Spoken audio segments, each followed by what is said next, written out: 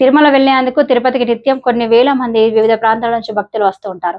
ఈ నేపథ్యంలో Tirupati railway station నిత్యం రద్దీగా ఉంటుంది. ఈ రోజు తిరుపతి రైల్వే స్టేషన్ సమీపంలో శ్రీనివాస మంగాపురం శ్రీవారిమెట్టుకు ఫ్రీ బస్సుగా వెళ్లేందుకు బస్ స్టాప్ ఉంది. ఈ బస్ స్టాప్ వద్ద ప్రయాణికులు కొందరితో ఆటో డ్రైవర్లు వాగ్వాదానికి దిగి అనంతరం ఓ భక్తుడిపై ఆటో డ్రైవర్ మూకుమ్మడిగా దాడికి దిగి పిడిగుద్దులు గుద్దారు. బాధితుడి ప్రక్కనే ఉన్న కుటుంబ సభ్యుల్లోని మహిళలు, చిన్నపిల్లలు భయాందోళనకు గురై ఏడుస్తూ తమ తండ్రిని కొట్టవద్దని ప్రాధేయపడుతున్నా ఆటో డ్రైవర్లు మూకుమ్మడిగా దాడి చేస్తున్న వీడియోలు ఇప్పుడు సంచలనంగా మారాయి.